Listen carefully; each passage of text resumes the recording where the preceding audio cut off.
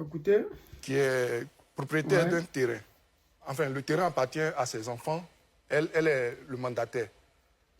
Et elle était en train d'initier des démarches en vue de consolider ses droits sur cette parcelle de terrain qui se situe à la Riviera Golf. Et au moment de faire cette procédure, elle se rend compte que le terrain fait l'objet... Enfin, ils ont déjà attribué le terrain à quelqu'un. Elle prend des renseignements, elle se rend compte qu'au niveau de l'AGF, la structure Agence ivoirienne de gestion foncière, a sorti son dossier, on ne sait pas quelle alchimie. On a remis les dossiers à d'autres personnes qui se font passer pour les enfants de la dame et qui sont allés vendre le terrain à un premier acquéreur.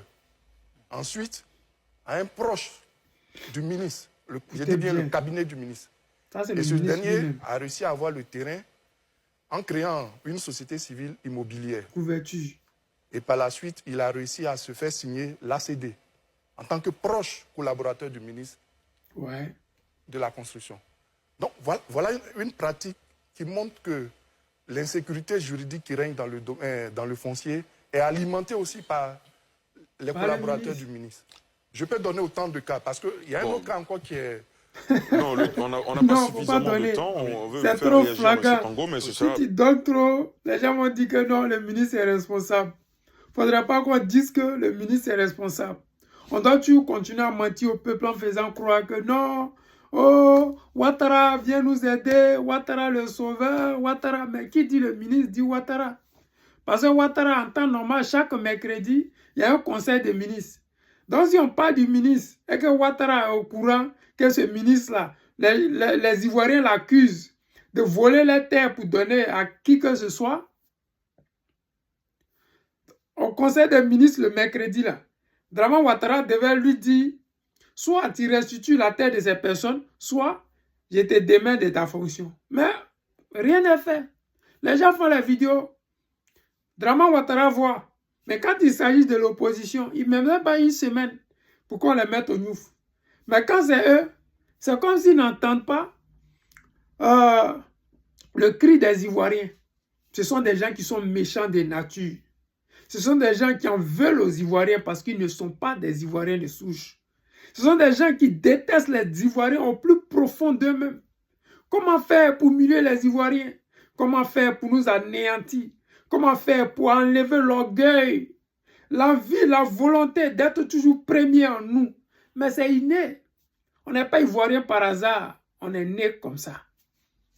Ce n'est pas pour rien qu'un petit pays comme la Côte d'Ivoire est connu dans le monde entier, que ce soit dans le sport, l'athlétisme avec notre sœur Talou, dans le football, Didier Drogba, ouais, Salomon Kalou, c'est pas petit affaire. La politique du monde mondial, le guide président Gbagbo Laurent, et j'en passe. Ce n'est pas facile d'être ivoirien, mais c'est une chance d'être ivoirien.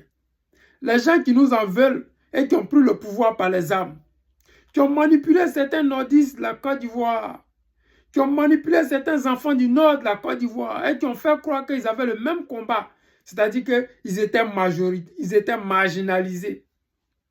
Alors que depuis Oufoué jusqu'à présent, ils ont été dans tous les gouvernements, que ce soit celui du guide président Laurent Gbagbo qu'ils ont accusé de tous les noms, celui du feu Henri Konan Bédié que j'appelle affectueusement le B89, celui de Gueye Robert, celui de Draman Ouattara, n'en parlons pas.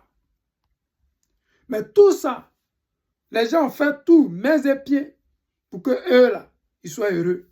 Ils sont au pouvoir depuis plus de 15 ans. Regardez les vidéos que je vous montre du Nord. Ce n'est pas par gaieté de cœur, je ne fais pas ça pour vous narguer, mais je fais ça pour vous dire que c'est la politique. Vous ne devez pas suivre les gens bêtement, moutonnement.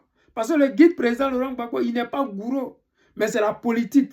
C'est les idées qu'il met en place. Draman Ouattara, c'est un traître, c'est un menteur, c'est un vendu.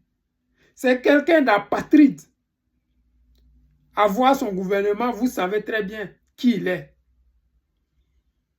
Mais nous n'allons pas continuer à souffrir bêtement. Vous devez vous réveiller un moment et puis dire stop à ça. Vous devez à un moment donné dire, si le ministre est voleur, c'est que le président est voleur. Dans la chanson de Yoda et Siro, ils l'ont dit.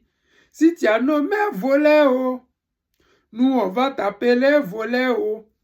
Si tu as nommé, comment on dit, Diarra Souba ou bien je ne sais pas quoi. Si tu as nommé Tene Ibrahima ou je ne sais pas quoi. Si tu as nommé Kandia Kamara ou je ne sais pas quoi. Si tu as nommé Kone Zakaria ou je ne sais pas quoi. Si on dit ce sont des rebelles, c'est que toi-même tu es un rebelle. Si on dit le gars du fait a détourné des milliards, c'est que l'argent là, toi aussi tu as touché. Parce que tant qu'il n'est pas en prison, on considère que tu es dedans et tu ne veux pas que l'affaire éclate au grand jour. Vous, Ivoiriens, Ivoiriennes, vous devez être conscient d'une chose. Le nom du guide président Laurent Gbagbo sur la liste électorale va permettre à la Côte d'Ivoire, dans les 50 prochaines années, de briller dans le monde mondial. Parce qu'avec Draman Ouattara, la Côte d'Ivoire se surendette. Plus on est endetté, plus on est bien parti pour être des esclaves modernes. Des esclaves modernes, c'est travailler, avoir un salaire et payer ta maison, la nourriture et l'électricité. C'est comme ça, nos ancêtres qui étaient aux États-Unis, des Américains, qui faisaient le travail forcé, ils travaillaient pour payer les maisons, l'électricité, la nourriture. À la fin du mois, il ne leur restait plus rien pour manger et pour vivre décemment. Avec Draman Ouattara, c'est ce qui est en train d'arriver aux Ivoiriens. On dit le SPIC à 75 000. La maison coûte combien? 55 000. Ton transport coûte combien? 10 000. Tu payes ta facture, l'électricité. Qu'est-ce qui te reste pour vivre? Si tu as la malchance d'avoir un enfant et une femme dans ça, comment est-ce que vous allez vivre dignement?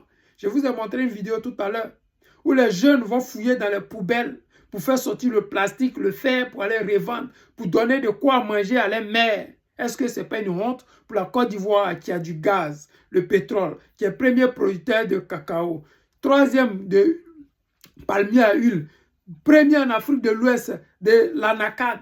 Qu'est-ce qui nous manque? De l'EVA plutôt. Qu'est-ce qu'il manque à la Côte d'Ivoire pour qu'un Ivoirien puisse avoir un toit? Qu'est-ce qui manque aux Ivoiriens pour que les Ivoiriens puissent vivre comme des Qataris?